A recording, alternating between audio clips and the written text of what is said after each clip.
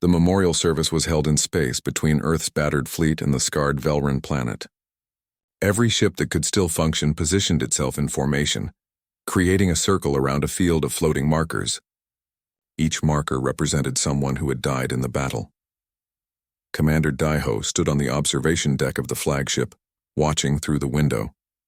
Behind him, the crew gathered in silence. Jisoo stood with tears running down her face, thinking of Dr. Minho and his calm voice as he went to his death.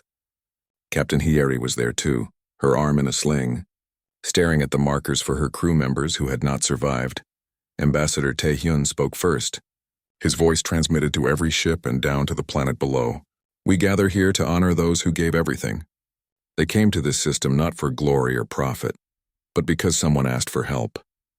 They fought not because they hated what was in front of them, but because they loved what was behind them. Their sacrifice will never be forgotten." Then Ornzeth spoke, his alien voice carrying the weight of grief and gratitude. "The Velrin people have learned what it means to have true friends.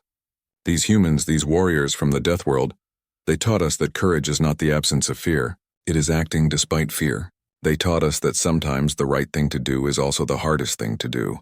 We will build monuments to their memory. We will teach our children their names. We will never forget." The service ended with silence. A long, heavy silence where everyone thought about the empty places in their lives, the friends who would never come home. But there was no time to properly grieve. 3 hours after the memorial, long-range sensors picked up a new signal. A ship was approaching from Council space, a diplomatic vessel moving fast. Admiral Subin, who had stayed in the system with the reinforcements, called a command meeting. Daiho, Hieri, Taehyun, and Ornzeth gathered in the conference room. "The Galactic Council has finally decided to pay attention," Subin said, her voice dry with sarcasm. "After we did all the work, the approaching ship was elegant compared to human vessels. Smooth lines, beautiful design, completely impractical for combat. It carried the symbol of the Galactic Council, a circle of stars representing unity. When it arrived, a single figure requested permission to board the human flagship. His name was Arbiter Quix, and he was a high-ranking council official. His species was called the Tethran, beings that looked like tall, thin humanoids with pale gray skin and large, dark eyes. Quix walked onto the human ship with obvious distaste. Everything was too harsh, too functional. The humans themselves made him uncomfortable with their direct stares and aggressive postures. These creatures were from a death world, and it showed in every aspect of their being. He was led to the conference room where the human commanders waited. Quix sat down carefully, as if afraid the furniture might attack him. "I am Arbiter Quix of the Galactic Council," he began, his voice carrying the tone of someone used to being obeyed. "I am here to investigate the unauthorized military action in this sector." "Unauthorized," Captain Hieri said, her voice sharp. "We responded to a distress call. You know, the one your council ignored?" Quix's expression did not change. "The council received that distress call and made a strategic decision. The Velrin colony was too far from protected space to defend effectively. It was deemed an acceptable loss." "Acceptable loss," Ornzeth repeated quietly. "My people were an acceptable loss. It is unfortunate, but the council must consider the greater good of all member species. We cannot risk our fleets for every distant colony." Quix turned his attention to Commander Daiho. "What concerns the council is that an unregistered species took military action without permission. Your humanity is not recognized by the council. You have no authority in this sector." Daiho leaned back in his chair, his face calm. "We had the authority of beings who needed help. That is the only authority we needed. That is not how the council operates. There are rules, procedures, agreements. You cannot simply appear with a war fleet and start fighting." Admiral Subin pulled up a holographic recording. "This is the Velrin distress call.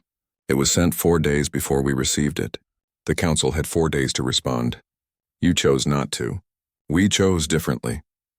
The council's decision was based on strategic necessity. The council's decision was based on cowardice," Hieri said bluntly. Quix's eyes narrowed. "You dare insult the council?" "I dare tell the truth," Hieri replied. "You abandoned the Velrin because it was easier than fighting. We fought because it was right. Those are two very different things." Ambassador Taehyun tried to be more diplomatic. "Arbiter Quix, we understand that our presence here is unexpected. But we cannot apologize for saving lives. The Velrin people would have been extinct if we had not acted. That may be true, Quick said, but your actions have created a political crisis. Other species are now questioning why the Council did not respond. They are asking if their colonies will also be deemed acceptable losses if they are attacked. Good, Deho said. They should ask those questions. Ornzeth stood up, his tall frame straightening with new confidence. Arbiter Quicks, I will be returning to Council space with you. I will testify before the full Council about what happened here. About how humanity saved us when you would not. About how these Deathworlders showed more honor and courage than all your civilized species combined. That would be unwise, Quick said carefully. Are you threatening me? Ornzeth asked. I am advising you. The Council does not like embarrassment. Then the Council should not do embarrassing things. The meeting ended badly. Quicks left the human flagship looking disturbed. He had expected to find a primitive species that would be intimidated by Council authority. Instead, he found warriors who did not care about politics, only about doing what they thought was right. Over the next 2 days, something unexpected happened. Other species began transmitting messages to the human fleet. Colonies on the edge of Council space asking if Earth would help them if they were attacked. Trade outposts requesting defensive agreements. Even some Council member species quietly asking about human military technology. The humans had proven something important. They were effective. In a galaxy that had grown soft with centuries of peace and prosperity, humanity represented something dangerous and necessary. They were protectors who actually protected. Jisoo worked with engineer Yuna to analyze the requests coming in. Sir, we have over 40 different groups asking for help or information. How do we respond? Deho thought carefully. We respond honestly.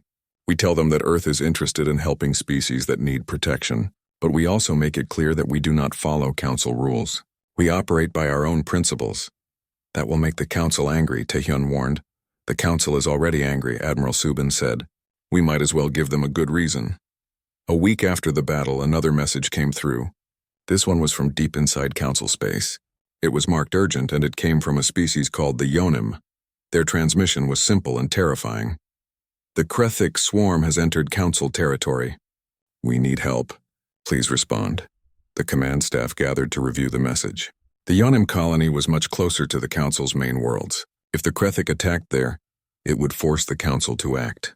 But Council fleets were not designed for the kind of brutal warfare needed to stop the swarm. They are asking us, Jisoo said. After everything, they are asking the Deathworlders for help. Of course they are, Yeri said with a bitter smile. Because we know how to fight monsters. They do not. Ornzeth, who had remained with the human fleet, spoke up. If you go to help the Yonim, I would like to come with you. The Velrin owe humanity a debt, and I want my people to stand with you. You do not owe us anything, Deho said. Perhaps not a debt, Ornzeth replied, but we owe ourselves the chance to be more than victims. You taught us that. Now I want to help teach it to others. Ambassador Taehyun began drafting a formal response to the Council. In it, he outlined Earth's position. Humanity would help any species that asked, regardless of Council approval. In return, Earth demanded official recognition, territorial rights, and complete autonomy over its military operations. They will never accept these terms, a young officer said. Then they will not get our help. Daiho replied simply. We are not asking permission. We are stating conditions. The message was sent to the Council. While they waited for a response, the human fleet began repairs. The damaged ships were patched as well as possible. New weapons were installed. The crews trained constantly, preparing for the next battle. Sergeant Borum remained on the Velrin planet, continuing to train volunteers. Word of her methods had spread, and now Velrin from across the colony came to learn. They wanted to be able to defend themselves, to never feel helpless again. You are changing them, Deho said to Baram during a video call. No, sir, Baram replied. I am just showing them what they already have inside. Every species has the capacity to fight. Most just never need to learn how. 2 weeks after the battle, the Council's response arrived. It was not from Arbiter Quicks, but from the Council's High Assembly itself. The message was read in the conference room with all senior staff present. To the humans of Earth, it began. Daiho replied, and after today you are not just allies. "You are family." The Krethic swarm arrived like a living nightmare. 212 bioships dropped out of faster-than-light travel at the edge of the system. Each one was massive, organic, pulsing with alien life. They moved together like a school of predatory fish, coordinated by their hive mind. On the human flagship hidden in the asteroid field, Commander Deho watched the tactical display. Each red dot represented a Krethic ship. There were so many that the screen looked like it was bleeding. "They are scanning the inner system," Jisoo reported quietly, "looking for defensive positions." "Let them look," Deho replied. "They will not see us until it is too late." The Krethic swarm moved forward, confident. They had consumed hundreds of colonies across the galaxy. This would be no different. They detected the life signs on the planet below, millions of Velrin waiting to be harvested. The hive mind was pleased. They did not detect the 12 human warships hiding among the asteroids, running silent, weapons armed and waiting. The swarm reached the outer edge of the defensive zone. That was when Captain Hieri's mines activated. Explosions tore through space as hidden charges detonated among the Krethic formation. 15 bioships were destroyed in the first seconds, their organic hulls ripped apart. The swarm recoiled, confused. Where had the weapons come from? "All ships engage," Deho commanded. The human fleet burst from their hiding positions. Missiles and kinetic rounds fired from point-blank range. The Krethic ships tried to respond, but they were caught off guard. 20 more bioships died in the opening barrage. Captain Hieri flew her corvette through the chaos like a dancer in a burning ballroom. Her ship weaved between asteroids and enemy vessels, firing constantly. Her crew worked with practiced efficiency, loading weapons as fast as they could fire them. "This is Silent Dawn," Hieri called over the communication channel. "I count 43 Krethic ships breaking formation. They are trying to flank us. Let them come," replied Captain Suyun from the destroyer Iron Storm. "We have a surprise waiting." The flanking Krethic ships charged toward what they thought was an isolated human vessel. Instead, they flew into a crossfire from 3 human ships positioned perfectly to create a kill zone. Nuclear warheads detonated among them and kinetic missiles tore through their formations, but there were too many Krethic. For every ship the humans destroyed, 3 more took its place. The bioships began using new tactics, spreading out, attacking from multiple angles. They were learning, adapting. The human destroyer Steel Wind, already damaged from the earlier battle, took a direct hit from a bioweapon. Acid ate through its hull and the ship broke apart. Emergency pods launched, but many crew members never made it out. 200 lives gone in seconds. Jisoo's face was grim as she watched the tactical display. "Sir, we have lost the Steel Wind. The Iron Storm is heavily damaged. We cannot keep this up." "We do not need to keep it up," Deho said. "We just need to hold them long enough." "Doctor, are you ready?" In his laboratory, Dr. Minho finished the final adjustments to his device. The bioelectrical disruptor hummed with power, ready to scramble the Krethic hive mind communications. "Ready, Commander. But I need to get close to their command cluster." "Within 1 kilometer. That is a suicide run," Jisoo said. "Then it is good I volunteered for it," Minho replied calmly. "Negative, Doctor," Deho said. "You are too valuable. I will take the device. With respect, Commander, you are needed to coordinate the fleet. I am a scientist. This is what I do. I solve problems," Minho smiled. "Besides, I have always wanted to see a Krethic command ship up close." Before Deho could argue further, Captain Hieri's voice came through the channel. "I will take him. The Silent Dawn is fast and stealthy. We can get close." Deho knew she was right, but he hated it. "Do it, but Hieri, you come back." "That is an order." "I always come back, Commander. I'm too stubborn to die." The Silent Dawn broke from the main battle using its stealth systems to become almost invisible. Minho boarded the small corvette with his device, and they began their approach toward the heart of the swarm. The Krethic command cluster was obvious once they knew what to look for. 5 massive bioships larger than the others, positioned in the center of the formation, the hive mind's central processors. Hieri flew through the battle like a ghost. Her pilot skills were legendary, and today she proved why. She dodged between enemy ships, used asteroids for cover, and somehow avoided the countless weapons firing all around her. 1 kilometer to target, her navigator called out. "Doctor, start your device," Hieri ordered. Minho activated the bioelectrical disruptor. It began broadcasting a signal that humans could not hear, but that cut through the Krethic communications like a blade. The effect was immediate. Across the battle space, Krethic ships suddenly lost coordination. They stopped moving in perfect unity, and instead began acting confused, even attacking each other in some cases. The hive mind was screaming in electronic pain, unable to communicate clearly. "It is working," Minho shouted over the noise of the ship's systems. "Keep broadcasting." But the Krethic were not stupid. Even through their confusion, they identified the source of their pain. Dozens of bioships turned toward the silent dawn, all firing at once. "Hold on." Yeri yanked her ship into a violent turn. Weapons fire missed them by meters. "We need to leave now." An explosion rocked the corvette. Something had hit them. Alarms blared throughout the ship. "Hull breach on deck 2, the engineer called out. "We are venting atmosphere." "Seal it," Yeri commanded. She pushed the engines to maximum, trying to escape the Krethic swarm. Another hit. The ship shuddered. The lights flickered. "Reactor is damaged," the engineer said, his voice tight with fear. "We are losing power." Yeri looked at her instruments, making calculations faster than the computer could. "Minho, how long does your device need to keep broadcasting?" "At least 10 more minutes for maximum effect." "We do not have 10 minutes. Minho looked at the panicking crew around him, then at the device in his hands. He made a decision. "Captain, I am going to the escape pod. I will take the device with me and keep broadcasting. You save your crew." "Minho, no." Diho's voice came through the communication channel. "We will find another way." "There is no other way, Commander." Minho smiled sadly. "It has been an honor working with you all. Tell my family I contributed something important." Before anyone could stop him, Minho ran to the escape pod bay. He sealed himself inside with the device and launched into space. "Minho," Yeri screamed, but it was too late. The small escape pod drifted in space, broadcasting its disruption signal. The Krethic swarmed toward it, firing everything they had. Minho sat calmly in the pod, watching the bioships approach, keeping his device running even as weapons fire converged on his position. "For Earth," he said quietly. "And for the Velrin."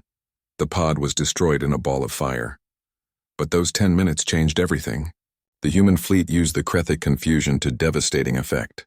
They destroyed ship after ship, targeting command vessels and communication nodes. Without their hive mind coordination, the Krethic were just individual creatures, dangerous but not unstoppable. On the planet's surface, the Krethic forces that had already landed found themselves cut off from the swarm. Sergeant Borum's Velrin volunteers attacked them with the tactics she had taught them: traps, ambushes, hit-and-run attacks. The biological weapons that Jinwu had created were dispersed in the areas where Krethic forces had gathered. The aliens choked on the toxic flowers of the Velrin world, suffocating in the very atmosphere they came to consume. Young Kess, the Velrin who had questioned Borum's tactics, led a group that trapped an entire Krethic squad in a canyon. They used explosives to collapse the walls, burying the aliens alive. It was brutal, but it worked. In space, the battle reached its climax. Admiral Subin arrived with reinforcements from Earth. 20 more warships dropped out of faster-than-light travel, fresh and ready to fight. The human fleet was no longer outnumbered. "This is Admiral Subin to all human vessels. Let us finish this." The combined fleet attacked with renewed strength. The Krethic swarm, already confused and damaged, began to break. Individual bioships tried to flee, but the humans hunted them down. This was not just a battle anymore. It was a statement. A tactical officer named Dongyun on the Admiral's flagship came up with a final strategy. He called it the Prometheus Gambit. They would ram damaged human ships directly into the Krethic command vessels, using them as massive kinetic weapons. "Any volunteers?" Admiral Subin asked over the fleet-wide channel. 3 captains immediately responded, all commanding ships too damaged to make it home anyway. They turned their vessels toward the remaining Krethic command ships and accelerated. "It has been an honor," one captain said simply before his ship struck its target at incredible speed. The explosion destroyed both vessels, but it took out one of the last Krethic command ships. The hive mind was fracturing completely now. The Krethic had never faced an enemy like this. Species that fought harder when wounded, ships that became weapons when destroyed, soldiers who refused to retreat even when victory was impossible. The swarm broke. The remaining Krethic bioships turned and fled, running back toward deep space. The humans did not chase them far. They had won, but the cost was terrible. 6 human ships deaths. Ornseth stood in the human flagship's conference room, watching Commander Deho spread out holographic maps of the planet. The human commander moved with certainty, pointing to different locations, talking about defense positions and kill zones, words the Velrin leader had never heard in the context of protecting civilians. "Here," Deho said, marking a mountain range near the main colony. "Your people can evacuate to these caves. They are deep with multiple exits, hard to attack from above. But those caves are unstable," Ornzeth protested. "The ground shifts. There are toxic gases in some chambers." Deho looked at him with those predator eyes. "Would you rather face unstable ground or the Krethik?" Ornzeth had no answer. Dr. Minho joined them, carrying a data pad. His eyes were red from lack of sleep, but he looked excited. "I found something. The Krethik communicate through bioelectrical signals. Their hive mind is their strength, but it is also a weakness. If we can disrupt the signal, we can confuse them." "How do we disrupt it?" Deho asked. "I need to build a device. But I also found something else interesting." Minho pulled up images of the planet's plant life, these red flowers that grow near the water sources. They produce a compound that is toxic to Krethik biology. It interferes with their breathing. To your people, it is just a pleasant smell. To the Krethik, it is poison. Jisoo, who had joined the meeting, smiled. "Can we weaponize it?" "Already working on it," Minho said. Ornzeth felt sick. "You want to use biological weapons?" "They are using your people as food," Jisoo replied coldly. "Yes, we will use biological weapons. We will use everything we have." A new voice came from the doorway. "The lieutenant is correct." Everyone turned to see Sergeant Borum entering. She was a Marine commander, short but muscular, with scars on her arms and a face that had seen too many battles. She carried herself like a weapon ready to be used. "Sergeant," Deho said, "what do you need?" "Permission to begin training the Velrin civilians in basic combat. If the Krethik reach the ground, everyone needs to know how to fight." Ornzeth stepped forward. "Our people are not warriors. We are farmers, scientists, artists. We cannot fight like you do." Borum looked at him with something like pity. "Then you will die like farmers, scientists, and artists. I'm offering to teach you how to die fighting instead. Maybe take a few Krethik with you." "That is not our way," Ornzeth said quietly. "Then change your way," Borum replied. "Because the Krethik do not care about your culture. They only care that you are made of meat." The words were harsh, but they were true. Ornzeth finally nodded. "I will ask for volunteers." "Good," Borum said. "I want 500 to start. We have 3 days to make them dangerous." Over the next hours, the human fleet and the Velrin colony transformed into a military base. Captain Hieri took her damaged corvette and a team of engineers to the orbital space around the planet. They used debris from the destroyed Velrin stations to build improvised mines, simple devices, just explosive charges hidden among the wreckage. Any Krethik ship that came close would trigger them. Engineer Yuna led the effort to upgrade the Velrin defensive platforms. The human chief engineer was a genius with salvage and improvisation. She took apart human weapon systems and jury-rigged them into the alien technology. "This is not elegant," she told her team as they worked, "but it will work. That is all that matters." The Velrin engineers watched in amazement. Council technology was precise and carefully designed. Human technology was crude but flexible. The humans could make a weapon out of almost anything. On the planet's surface, Sergeant Borum set up training camps.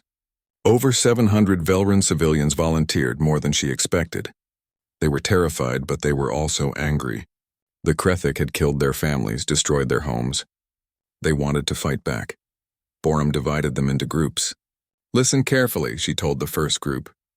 "You will not become soldiers in 3 days. That takes years. But I can teach you how to survive, how to hide, and how to hurt the enemy when they are not expecting it. We call it guerrilla warfare."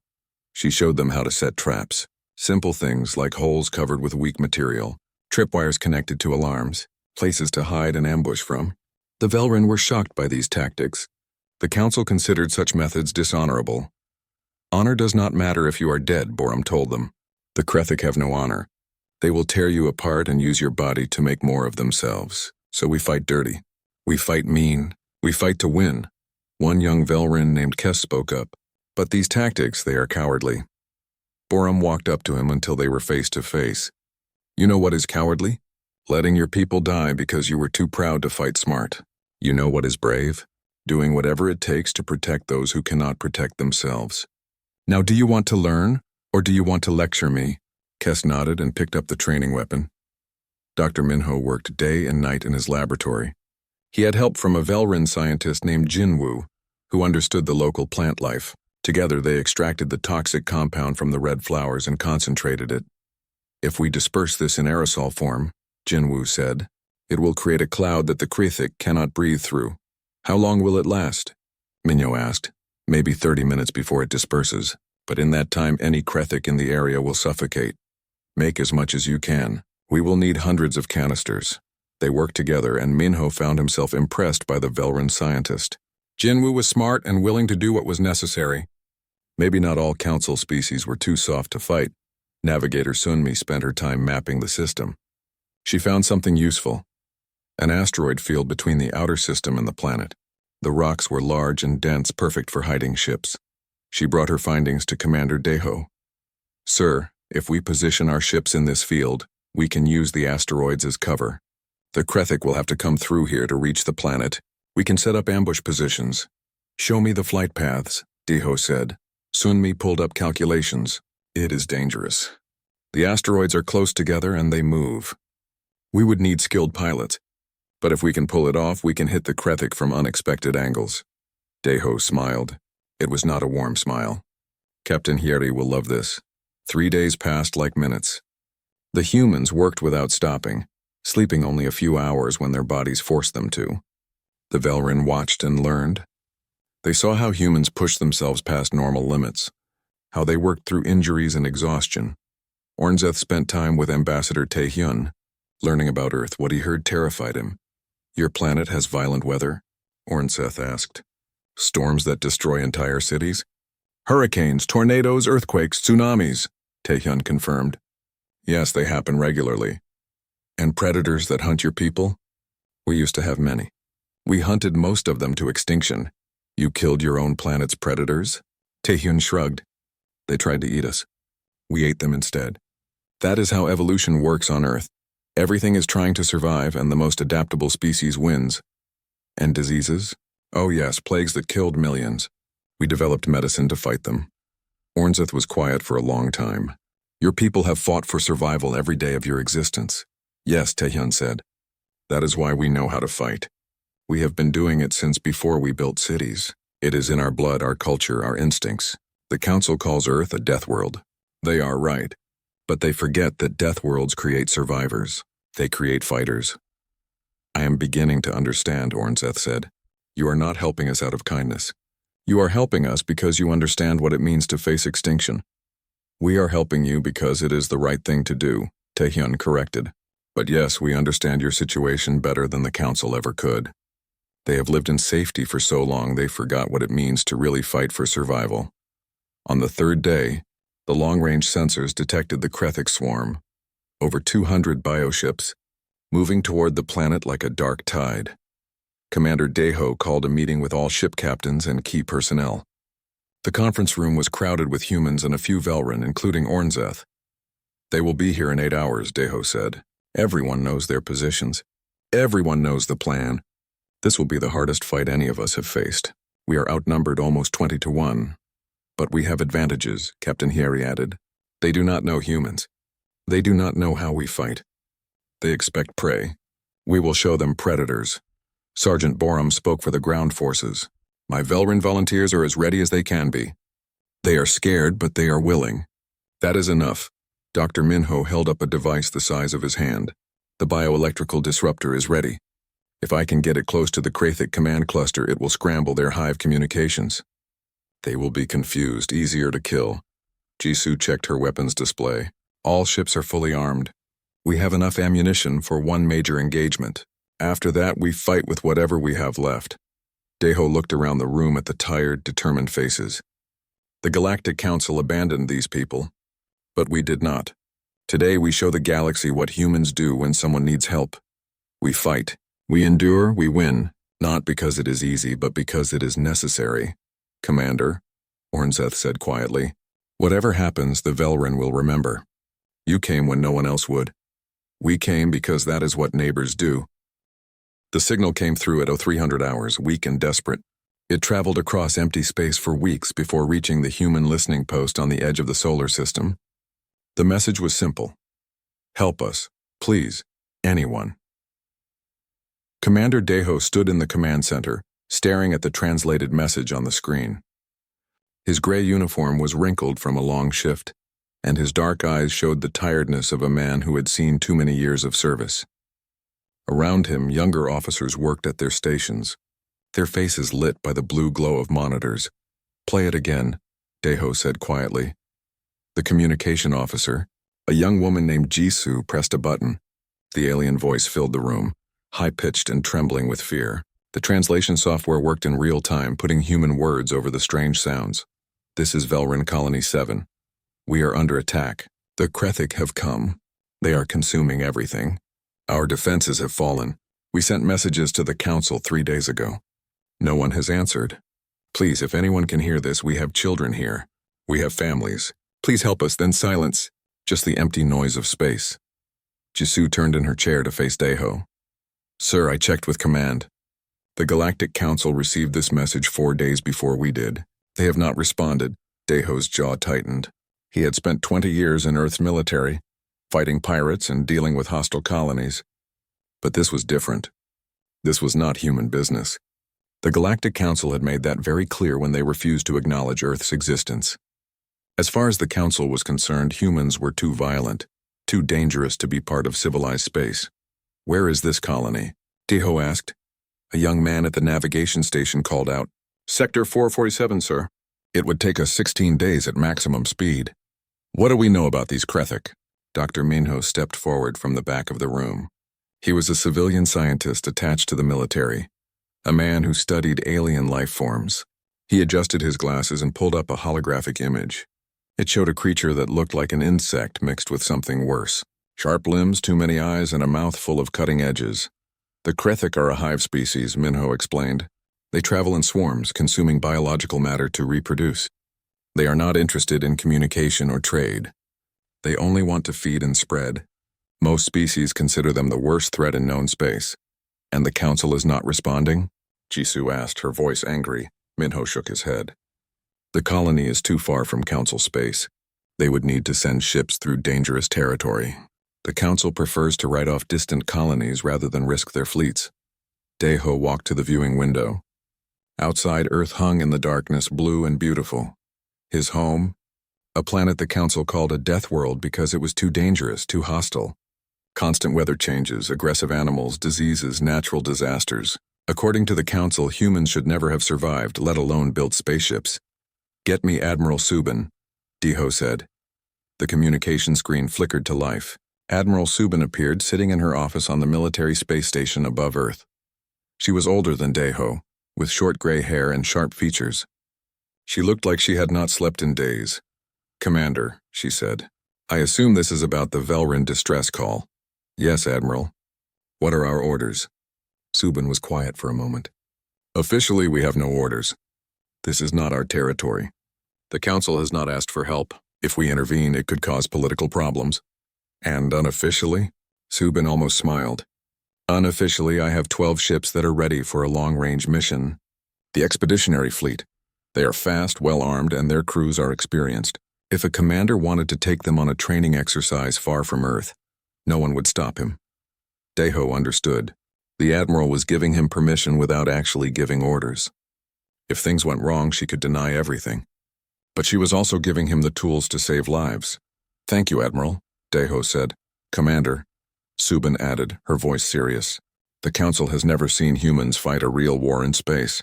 If you do this, you will show them what we are capable of. Make sure we show them something worth seeing." The screen went dark. Deho turned to his officers. "Alert the Expeditionary Fleet. We launch in 6 hours. Full combat load. Tell the crews we are going to answer a distress call." Jisoo stood up. "Sir, I volunteer for the mission."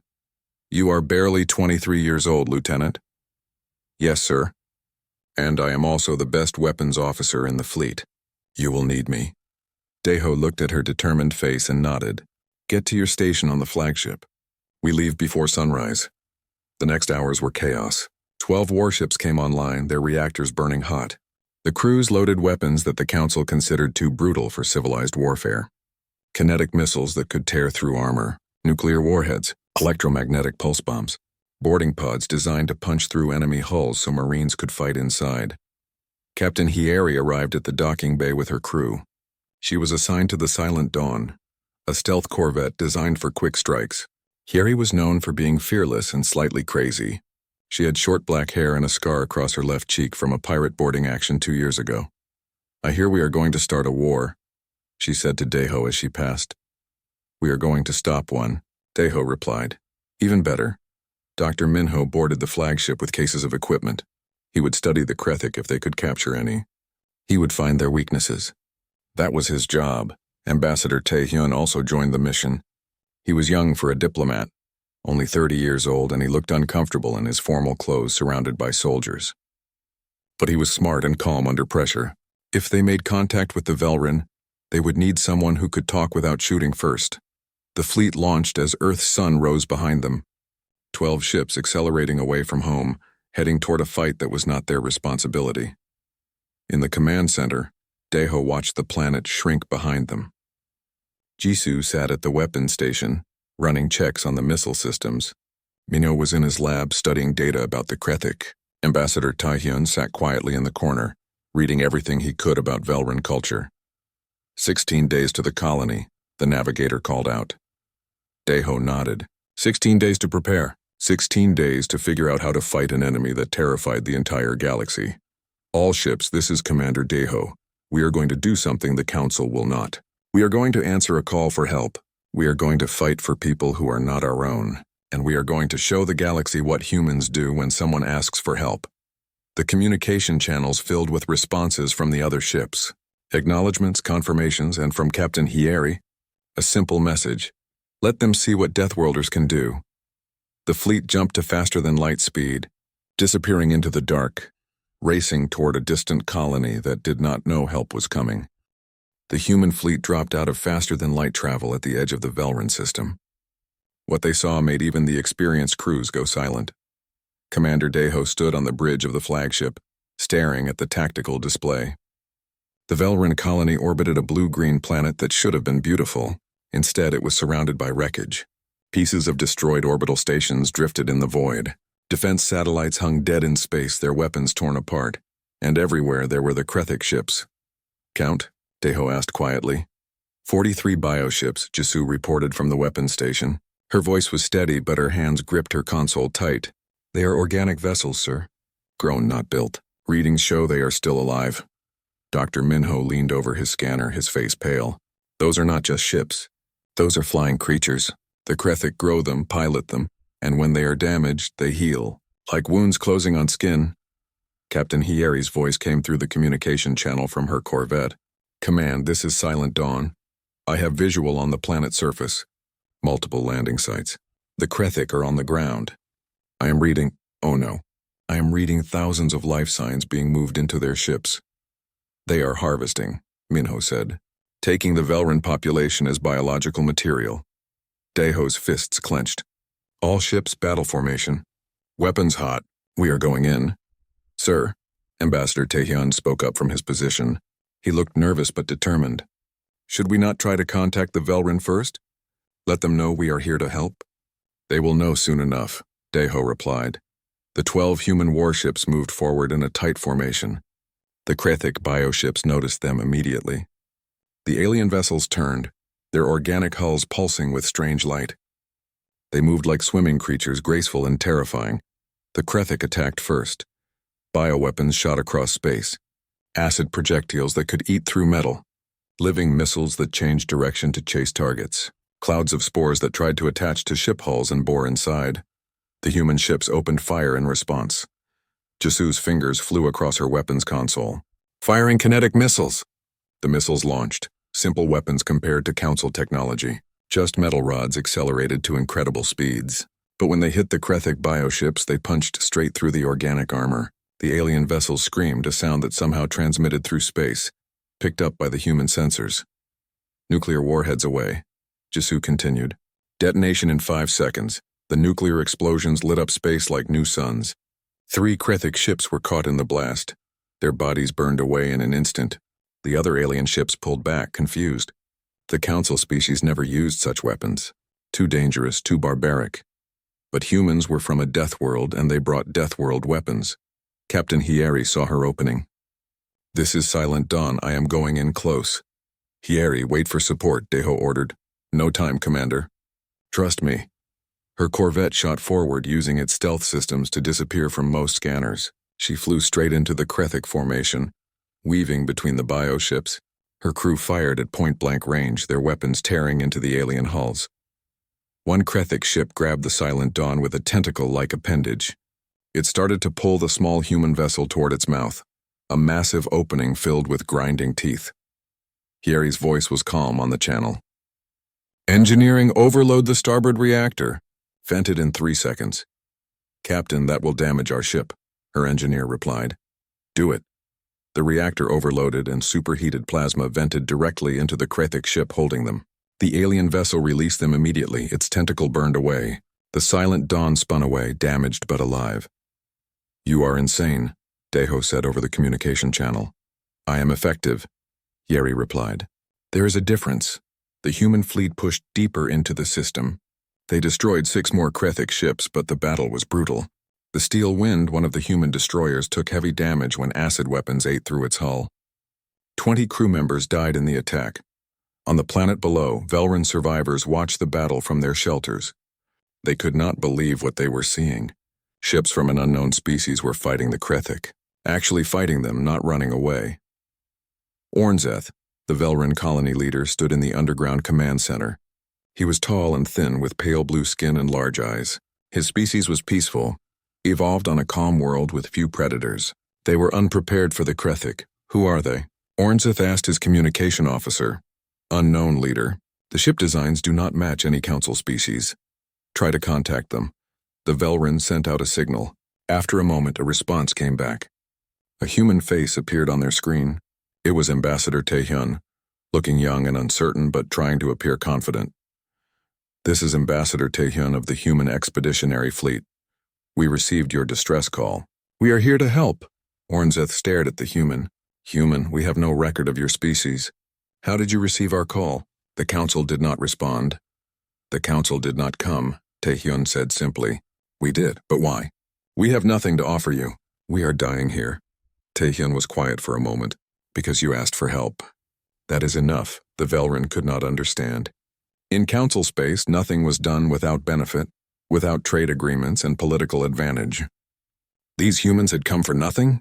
Just because someone asked? The battle continued above. The human fleet fought with the intensity that shocked the Velrun observers. When human ships were damaged, they did not retreat. They kept fighting. When crews were injured, they kept working. It was like watching controlled violence, precise but relentless. Dr. Minho managed to capture a piece of a destroyed Krethic ship. He brought it into his lab and began studying it immediately. The organic material was still alive, still trying to attack him through the containment field. "Fascinating," Minho muttered. "The Krethic are not just using biological ships. They are the ships. The pilot and vessel are one creature. That means if we disrupt their nervous system..." He started working on a theory, something that might give them an advantage. After 3 hours of fighting, the Krethic withdrew. The remaining bioships pulled away from the planet, moving to the outer system. The human fleet was battered. 2 ships were heavily damaged. Casualty reports came in, 37 dead, over 100 injured, but they had won the first battle. Commander Deho opened a channel to all ships. "Good work. Begin damage control. Rescue teams look for survivors from the Steel Wind. Medical teams prepare for wounded." Captain Hieri's corvette limped back to the fleet, trailing atmosphere from a hull breach. But she was smiling when her face appeared on the screen. "Commander, that was fun. When can we do it again?" "Rest first, Captain. Something tells me we will get another chance soon." Ornzeth contacted them again. "Ambassador Taehyun, we owe you our lives. But you must understand, this was only a small force. The main Krethic swarm is coming. Our long-range sensors detected them 2 days ago. Over 200 ships. They will arrive in 3 days." The human bridge went silent. Jisoo turned to Deho. "Sir, we cannot fight 200 ships with 12 vessels." Deho nodded slowly. "No, we cannot. Not in a direct battle." He looked at the planet on the screen, at the millions of Velrun civilians hiding below. "We will need a different strategy." "Ambassador," Tell Ornzeth we want to meet with him. We need to know everything about this planet. Every resource, every geographic feature, everything. What are you planning, Commander? Taehyun asked. The Krethic think they are hunting prey, Daeho said. We are going to teach them what happens when prey fights back. We are going to turn this entire planet into a trap. Ornzeth agreed to meet in person. A shuttle brought him to the human flagship. When he stepped onto the human ship, he was shocked by what he saw. The corridors were functional, almost crude compared to Council vessels. Everything was designed for efficiency, not comfort. The humans themselves surprised him even more. They moved with purpose, with barely controlled aggression. They looked at him with curiosity, but also with the eyes of predators. Ornzeth realized something terrifying. These humans were from a dangerous world, and they had brought that danger with them to space. But they had also brought hope. And for the Velrin, hope was all they had left.